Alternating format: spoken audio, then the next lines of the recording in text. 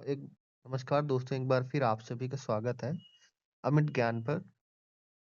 जैसा कि मैंने एक वीडियो डाला था, आप लोगों ने देखा होगा, जिस दिन विज्ञापन आया था उत्तर प्रदेश मुख्य परीक्षा लेखपाल के लिए, ठीक है? तो वहाँ पर मैंने आप लोगों को बताया था, विज्ञापन का जो प्रकाशन तिथि है वो 16 तारीख है। लेकिन आपका जो ऑनलाइन आवेदन होने हैं और शुल्क जमा करने की जो तिथि है वो 29/12/2025 से चलेगी, ठीक है? यानी कि इसी महीने दिसंबर में 29 तारीख से स्टार्ट होगी और आपका आवेदन ऑनलाइन आवेदन करने की जो अंतिम तिथि है वो 28/1/2026 है, यानी कि अगले महीने 2026 में जनवरी तक चलेगी। और अगर अब कोई बच्चा है, कोई स्टूडेंट है जो शुल्क नहीं जमा पा रहा है, तो उसके लिए शुल्क जमा करने की अंतिम तिथि थी 4 फरवरी 2026 तक। और मैंने ये आपको बताया था कि ये जो प्रक्रिया है जो है राजस्व लेखपाल की भर्ती की, ये पेट के आधार पर कराई जाएगी। जो अभी आप लोगों का पेट एग्ज़ाम हुआ था, ठीक है? उसमें एक कट ऑफ सेट किया जाएगा, उसके अनुसार फिर आप लोगों को मुख्य परीक्षा के लिए बुलाया जाएगा। अभी तो फॉर्म सभी भर सकते हैं, जितने बच्चों ने एग्ज़ाम दिया था पेट का, वो तो सभी भर सकते हैं।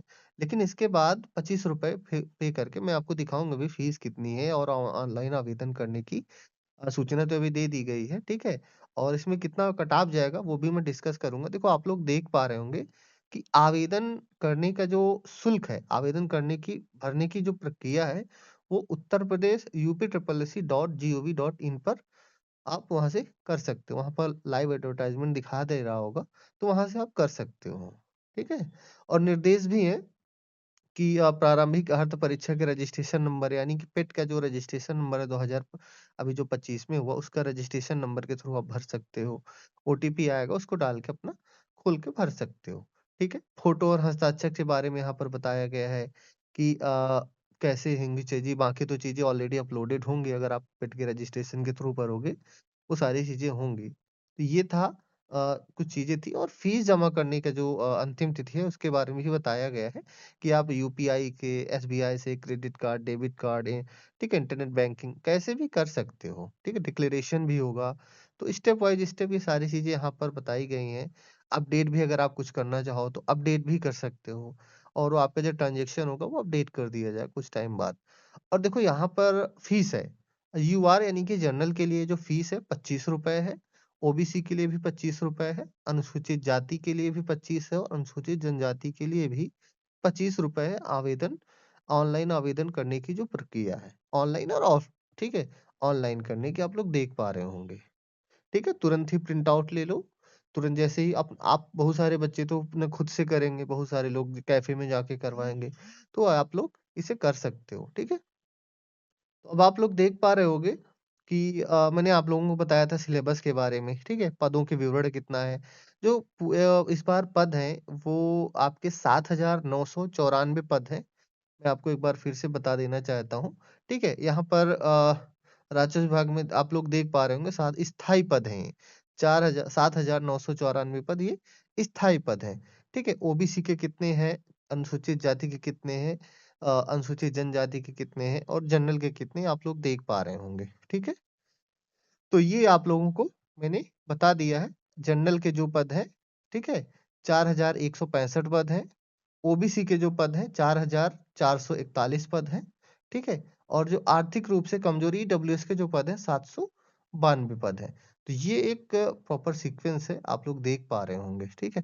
इस बार एससी और ओबीसी के पद लगभग-लगभग एससी के पद ज़्यादा हैं और ओबीसी के पद कम हैं। आप लोग ये चीज़ ध्यान दे रहे होंगे, ठीक है? इसको ध्यान में रखकर ही आप लोग फॉर्म फिल करिएगा। अब हम आते हैं कि अब आपको इसमें ये सारी चीज़ें हैं जो विकलांग वगैरह हैं उन लोगों के लिए हैं।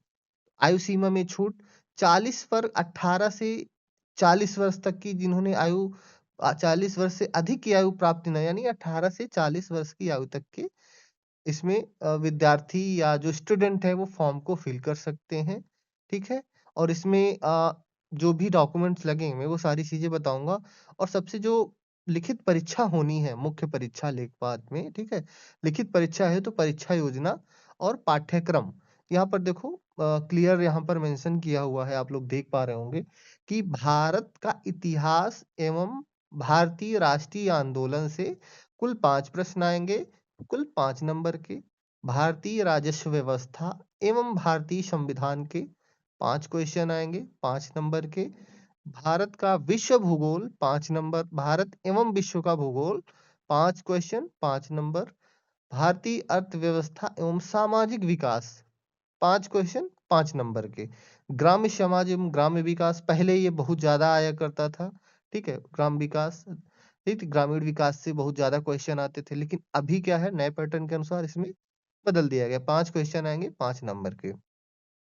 और राष्ट्रीय और अंतरराष्ट्रीय महत्व की समसामयिक घटनाएं यानी कि करंट अफेयर्स 5 क्वेश्चन आएंगे 5 नंबर के। विज्ञान एवं प्रौद्योगिकी 5 क्वेश्चन 5 नंबर का।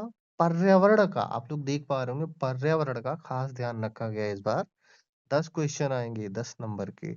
डीआई अभी पेट में आप लोगों ने दिया होगा, डेटा इंटरप्रिटेशन 10 क्वेश्चन आएंगे 10 नंबर के।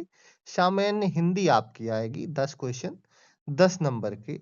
अब हम आते हैं भाग टू में कंप्यूटर, जैसा कि अभी यूपी ट्रिपल सी जो आयोग है वो लगभग लगभग हर एक एग्जाम पे कंप्यूटर का वेटेज उसने 10 से 15 क्वेश्चन बढ़ा, मतलब हर एग्जाम में 15 क्वेश्चन लगा दिया है, क्योंकि हर चीज अब धीरे धीरे समय के अनुसार ऑनलाइन हो रही है। तो ये यहाँ पर आप लोग देख पा रहे होंगे कि भाग टू में कंप्यूटर आएगी, 15 क्वेश्चन आएंगे 15 15 नंबर के। आप लोग देख पा रहे होंगे भाग 3 में यूपी स्पेशल, सबसे ज्यादा क्वेश्चन आएंगे आपके यूपी स्पेशल के, 20 क्वेश्चन 20 नंबर के। तो आप लोग ये ध्यान में रखकर चलिए, यूपी स्पेशल से संबंधित जो क्वेश्चन आएंगे ना, वो करंट से रिलेटेड आएंगे। इसके लिए मैं एक वीडियो मतलब आप लोगों को चीजें देता रहूंगा, अगर आप उतना करते रहे ना तो मतलब आप लोग अच्छे से कर जाओगे, कोई दिक्कत नहीं होगी आप लोग को, ठीक है। तो अब यहाँ पर जो सिलेबस ऊपर दिया गया है वो डिटेल में एक्सप्लेन भी किया गया है, ठीक है। आप लोग देख पा रहे होंगे भारत का इतिहास एवं भारतीय राष्ट्रीय आंदोलन से कहाँ कहाँ से क्वेश्चन आएंगे, राष्ट्रीयता का अभ्युदय, ठीक है। तो ये है सारी चीजें एक्सप्लेन की गई हैं, आप लोग देख पा रहे होंगे।